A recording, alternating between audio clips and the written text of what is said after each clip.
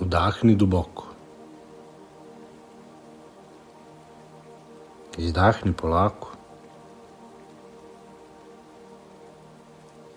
Koliko puta si klečao i molio, a činilo ti se da Bog ćuti?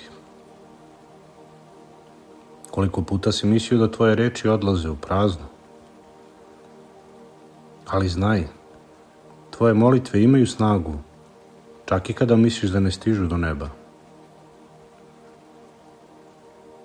Molitva nije samo reč. Molitva je dah tvoje duše. I Bog uvek čuje ono što dolazi iz srca, makar bilo izgovoreno šapatom, makar bilo samo suzama, makar bio samo uzdah. Tvoje molitve nisu izgubljene. Možda ne vidiš odmah odgovor. Možda ne dobiješ ono što si tražio. Ali svaka molitva se beleži u Božjem srcu. I svaka ima svoj trenutak kada se pretvara u čudo. Koliko puta si se kasnije iznenadio, došao ti je odgovor baš onda kada ti je bio potreban, ne kada si ga očekivao.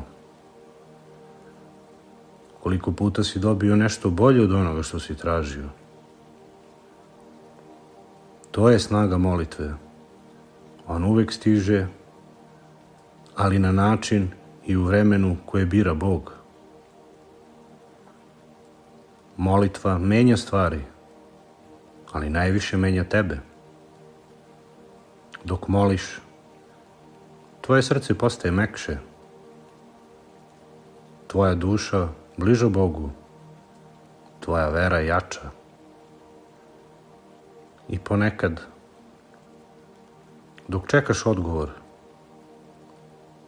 ti sam postaješ odgovor za nekog drugog. Nikada ne potcenjuj ni najtišu molitvu, jer tvoja suza je glasna pred Bogom. Tvoj uzdah je pesma koju On čuje.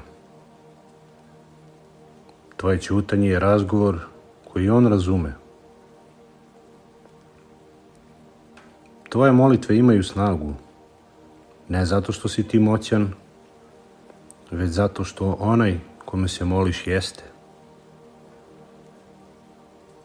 Zato, kada sledeći put pomisliš da tvoje molitve ne dopiru do neba, seti se, one su već stigle.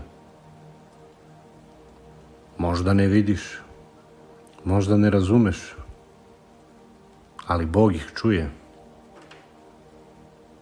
i odgovorit će u svom savršenom trenutku.